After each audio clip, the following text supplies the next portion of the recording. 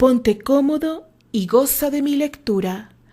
Todo y nada. Escrito y narrado por Mayra Solís de Jesús. Novela y audiolibro con todos los derechos reservados.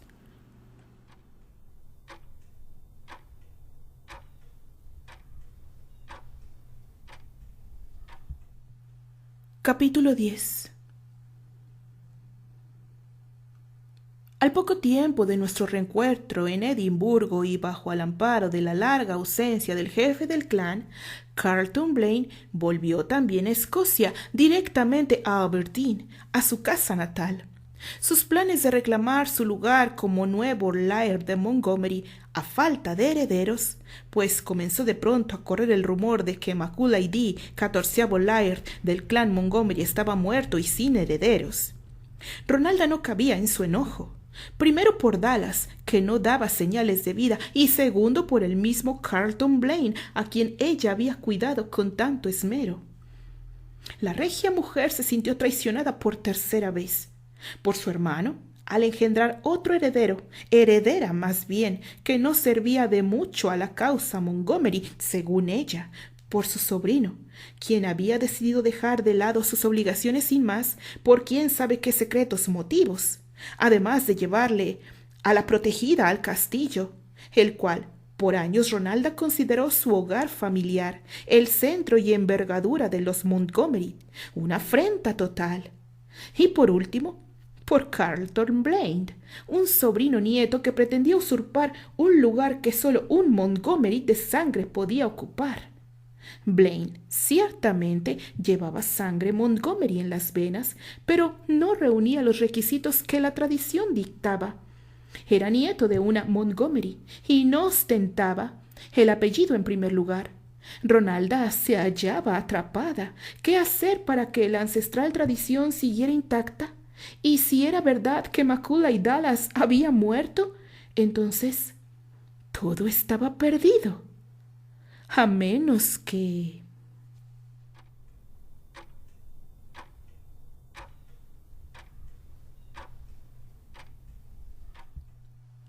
La señorita Rose Nessy no tuvo intención de volver al condado de Aberdeenshire. Ella prefirió quedarse en Edimburgo, en el lugar que consideraba realmente su hogar.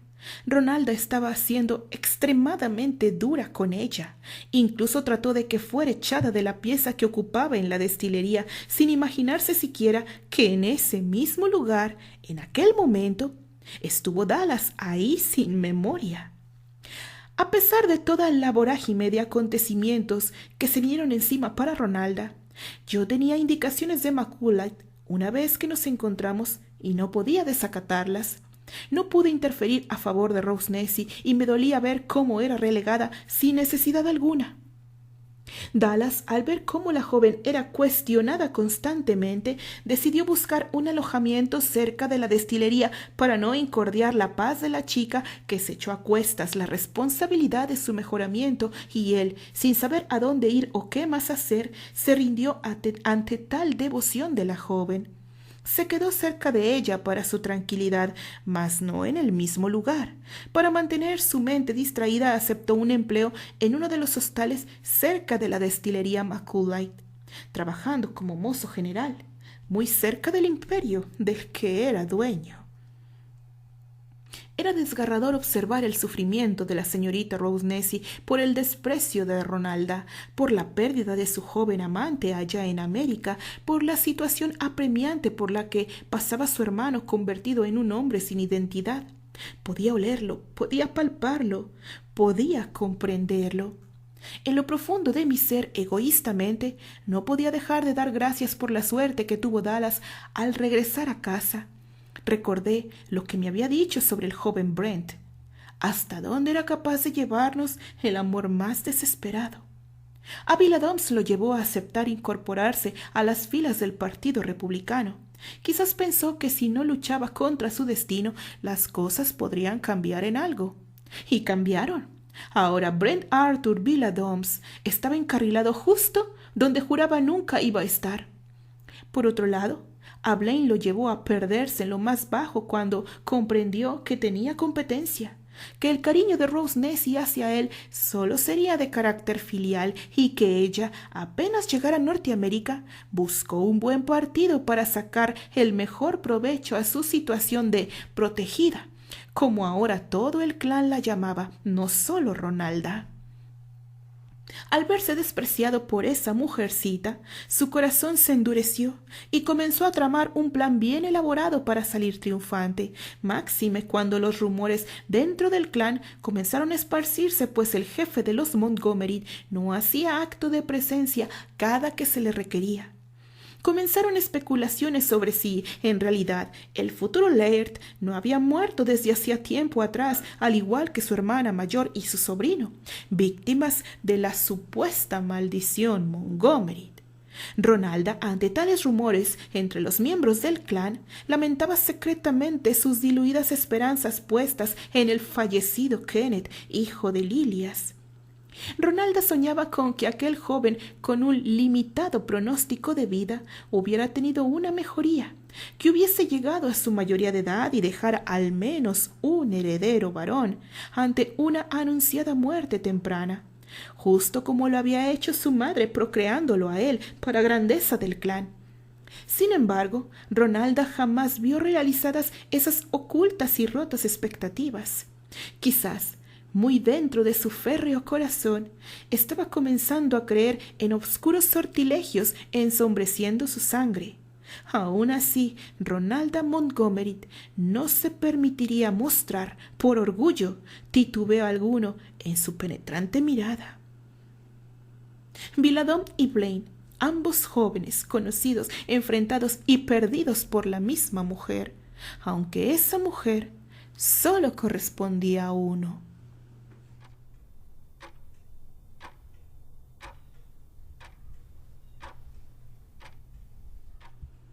No podía entender en qué momento esa familia tan unida se había vuelto en contra de su Laird por ostentar el mando.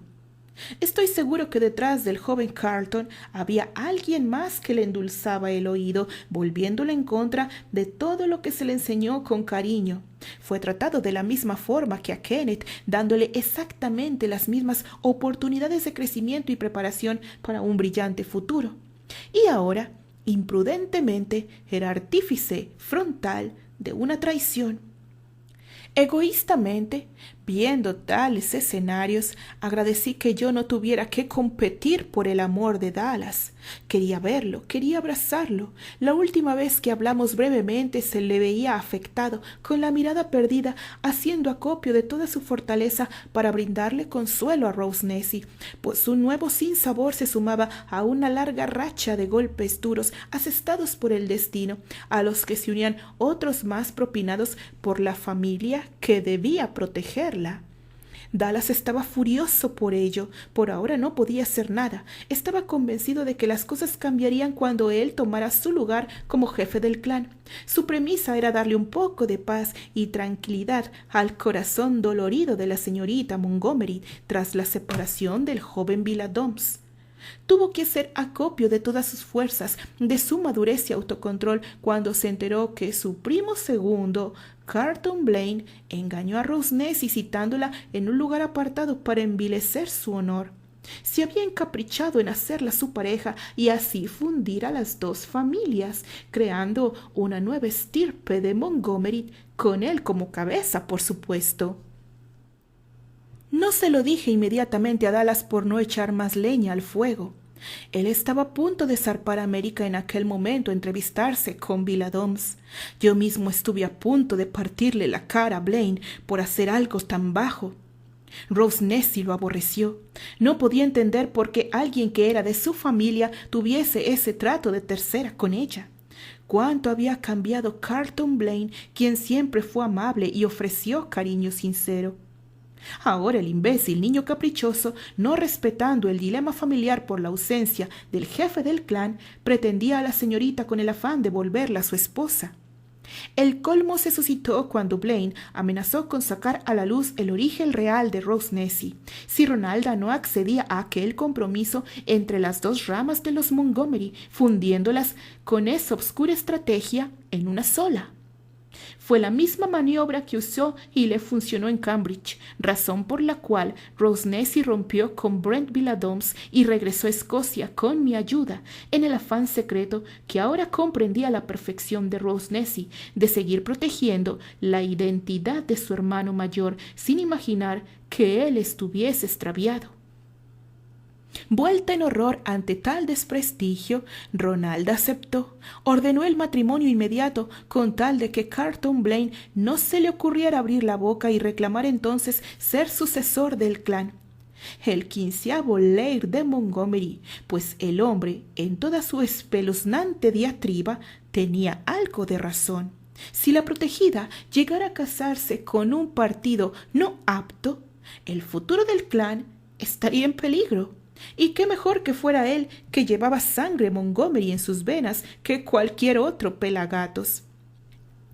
El nombre del clan seguiría siendo Montgomery. Ronalda insistiría en ello ferozmente. Carlton podía soportar eso. En retribución, ostentaría todo el poder.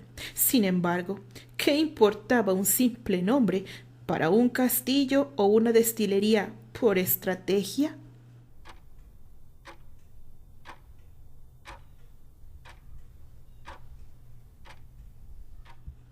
Dallas apenas y pudo contener su rabia ante tal desafío de los Blaine de Montgomery.